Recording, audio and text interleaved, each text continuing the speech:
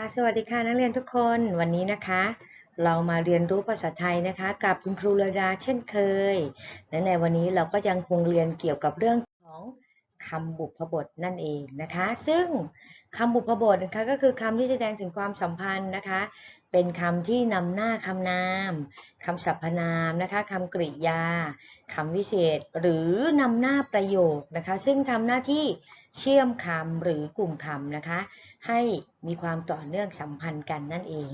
นะคะและวันนี้นะคะเราก็จะมาเรียนรู้เกี่ยวกับคำบุพบทอีก3ชนิดนี้นะคะก็คือเป็นบุพบทบอกความมุ่งหมายนะคะบุพบทบอกความเกี่ยวข้องและบุพบทบอกผู้รับผลนั่นเองเดี๋ยวเราไปติดตามกันเลยนะคะมาดูที่บุพบทบอกความมุ่งหมายก่อนนะคะคำบุพบทบอกความมุ่งหมายก็มีคำดังนี้เลยค่ะคำว่าเพื่อนะคะคำว่าต่อแก่แด่เฉพาะสำหรับนะคะนี่คือตัวอย่างเท่านั้นเดี๋ยวเราไปติดตามตัวอย่างประโยคกันเลยค่ะมาดูตัวอย่างประโยคนะคะจากภาพนะคะเราก็จะมีตัวอย่างประโยคที่ว่าคุณพ่อทำงานจุดๆครอบครัวเราจะเติมคำบุพบทคำไหนดีคะเด็กๆตอบได้แล้วใช่ไหมคะเก่งมากเลยนะคะเราก็จะเติมคำว่าเพื่อลงไปนะคะก็จะได้ประโยคที่ว่าคุณพ่อทำงานนะคะเพื่อครอบครัวนั่นเองนะคะไปตัวอย่างเลยต่อไปเลยค่ะนะคะดูจากภาพเลยนะคะเป็นภาพของน้ำส้มใช่ไหมคะภาพน้ำส้มนี้นะคะมาดูตัวอย่างประโยคกันนะคะน้ำส้มแก้วนี้จุดๆๆคุณเติมคำบุพบทคำไหนดีคะค่ะเราก็สามารถที่จะเติมคำบุพบทได้หลายคำเลยแต่คำที่เหมาะสมที่สุดคือคำว่าสำหรับนะคะก็จะได้เป็นน้ำส้มแก้วนี้สำหรับคุณนั่นเองนะคะหรืออาจจะเติมคำว่าเพื่อก็ได้นะคะเป็นน้ำส้มแก้วนี้เพื่อคุณก็ได้นะคะเราก็ต้องเลือกคำบุพบทให้เหมาะสมนั่นเองตัวอย่างต่อไปเลยนะคะอ่าตัวอย่างนี้นะคะก็จะได้ประโยคก็คือคุณแม่ทำทุกอย่างจุดๆๆลูกเติมอะไรคะเด็กๆเด็กๆตอบได้แน่นอนเลยนะคะเราเติมคำว่าเพื่อลงไปนะคะก็จะได้เป็นคุณแม่ทำทุกอย่างเพื่อลูกนั่นเองนะคะซึ่งตรงนี้นะคะเด็กๆทราบดีว่าคุณแม่รักเรามากนะคะก็สามารถทำทุกอย่างเพื่อลูกได้เสมอนะคะมาดูตัวอย่างต่อไปเลยนะคะอ่า ตัวอย่างนี้นะคะประโยคบอกว่าคุณครูถ่ายทอดความรู้จุดๆๆนักเรียนเราจะเติมอะไรดีคะอ่าเก่งมากๆเลยนะคะเราก็เติมคำว่าแก่ลงไปนะคะก็จะได้ประโยคที่ว่าคุณครูถ่ายทอดความรู้แก่นักเรียนนะคะซึ่งคำว่าแก่ตรงนี้นะคะเราสังเกตง่ายๆนะคะการที่เราจะเติมคำว่าแก่ลงไปก็ให้สังเกตคนที่เป็นผู้ให้ก็คือคุณครูเห็นไหมคะและคนที่เป็นผู้รับซึ่งเป็นนักเรียนวิธีสังเกตคือถ้าผู้ให้เป็นผู้ที่มีอาวุโสมากกว่านะคะหรือผู้ภาษาทั่วๆไปคือแก่กว่าเราก็เติมคำว่าแก่นั่นเองนะคะคือผู้ให้แก่กว่าผู้รับเราใช้คำว่าแก่แต่ถ้าผู้ให้นะคะอาวุโสน้อยกว่าหรืออายุน้อยกว่าผู้รับเราก็ใช้คำว่าแด่นะคะอันนี้คือตัวอย่างเนาะดูตัวอย่างต่อไปเลยค่ะ ตัวอย่างต่อไปนะคะประโยคนี้บอกว่าของขวัญชิ้นนี้จุดๆๆคุณพ่อเติมอะไรดีคะค่ะเราก็เติมคำว่าสำหรับนั่นเองก็จะได้เป็นของขวัญชิ้นนี้สำหรับคุณพ่อนั่นเองนะคะค่ะตัวอย่างต่อไปค่ะจากภาพนะคะเรามาดูกันนะคะว่าประโยคต่อไปเป็นยังไงนะคะคุณแม่ทำอาหารอร่อยๆจุดๆๆพวกเราเติมคำบุพบทคำไหนดีคะ ค่ะง่ายใช่ไหมคะเราก็เติมคำว่าเพื่อลงไปนะคะก็จะได้เป็นคุณแม่ทำอาหารอร่อยๆเพื่อพวกเรานะคะอันนี้ก็บอกถึงความมุ่งหมายในการทำอาหารของคุณแม่ว่าทำเพื่อใครนั่นเองนะคะไม่ยากเลยใช่ไหมคะบุพบทบอกความมุ่งหมายนะคะทีนี้เรามาดูอีกชนิดหนึ่งนะคะก็คือคำบุพบทบอกความเกี่ยวข้องนะคะว่าเป็นอย่างไรนะคะก็จะมีคำว่าโดยนะคะคำว่าด้วยคำว่าอันคำว่าตามนะคะคำว่าจากและคำว่ากับนะคะเดี๋ยวเราไปดูตัวอย่างประโยคกันเลยนะคะ จากภาพนะคะ ก็จะได้ตัวอย่างประโยคที่ว่าคุณปู่ดูแลต้นไม้เหล่านี้จุดๆความรักเราจะเติมคำบุพบทบอกความเกี่ยวข้องคำไหนดีคะเก่งมากเลยนะคะเราก็เติมคำว่าด้วยลงไปนั่นเองนะคะก็จะได้เป็นคุณปู่ดูแลต้นไม้เหล่านี้ด้วยความรักเห็นไหมคะแสดงถึงความเกี่ยวข้องว่าการที่คุณปู่รดน้ำต้นไม้นั้นทำมาจากความรักนะคะเกี่ยวข้องกับความรักจึงทำให้ต้นไม้เหล่านี้เจริญเติบโตได้ดีนั่นเองนะคะมาดูตัวอย่างต่อไปนะคะในภาพนี้เป็นภาพของอะไรคะนักเรียนเห็นแล้วหิวข้าวกันไหมคะหิวใช่ไหมคะเพราะว่าภาพนี้เป็นภาพของข้าวเหนียวมะม่วงนั่นเองมาดูตัวอย่างประโยคนะคะตัวอย่างประโยคบอกว่าคุณแม่ชอบรับประทานข้าวเหนียวมูนจุดๆมะม่วงสุกเราจะเติมคำบุพบทคำไหนดีคะข้อนี้ไม่ยากใช่ไหมคะเก่งมากๆเลยเราก็เติมคำว่ากับลงไปนะคะก็จะได้เป็นคุณแม่ชอบรับประทานข้าวเหนียวมูนกับมะม่วงสุกเห็นไหมคะน่าทานมากนะคะข้าวเหนียวมูนนอกจากเราจะทานกับมะม่วงสุกแล้วยังสามารถทานกับอย่างอื่นได้อีกนะ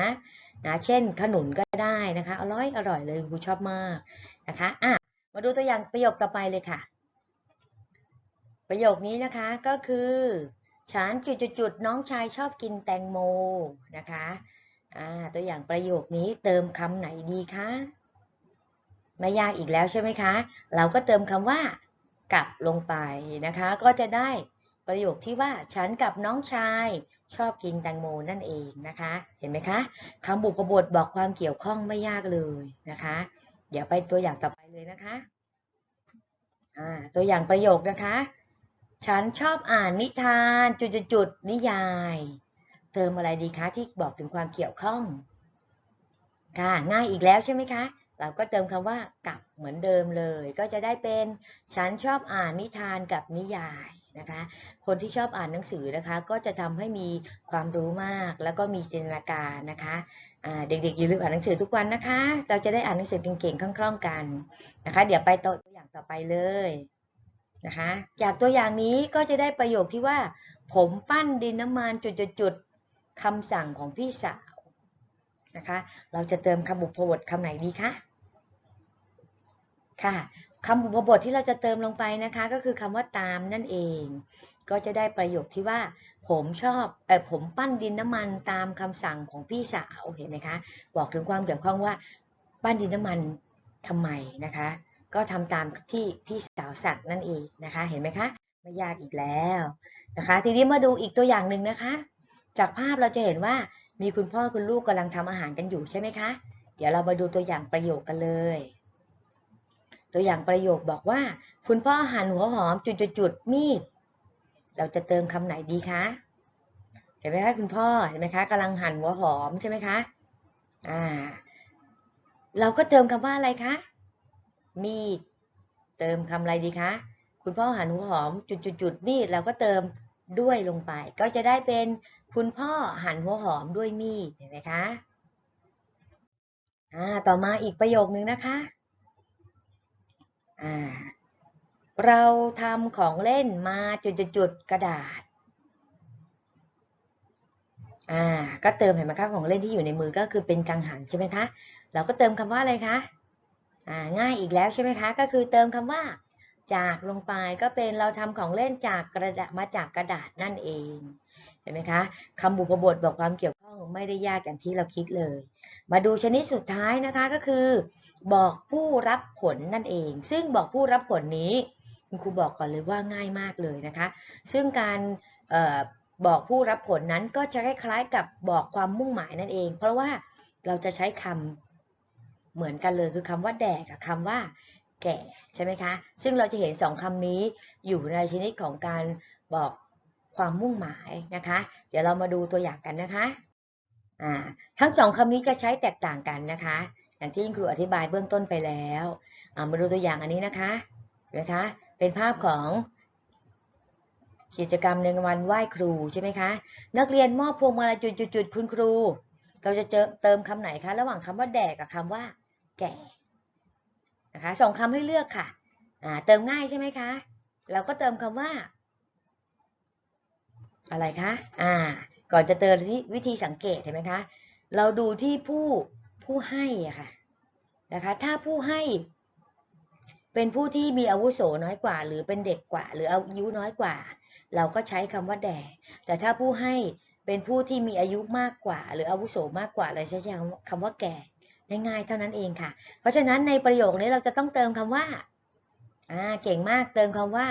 แด่ลงไปก็จะเป็นนักเรียนมอบพวงมาลัยแด่คุณครูเห็นไหมคะเพราะว่าผู้ให้นะคะนี่คือในภาพผู้ให้คือเป็นเด็กนักเรียนซึ่งมีอายุน้อยกว่าหรืออาวุโสน้อยกว่ามอบสิ่งของให้กับผู้ใหญ่เราใช้คำว่าแด่เห็นไหมคะทีนี้มาดูอีกหนึ่งตัวอย่างประโยคนะคะประโยคนี้นะคะจะเห็นว่าในภาพมีสองคนนี้กำลังถือของขวัญใช่ไหมคะมาดูตัวอย่างประโยคนะคะพี่ให้ของขวัญจุดๆน้องเราควรเติมคำไหนดีคะทีนี้นักเรียนจะ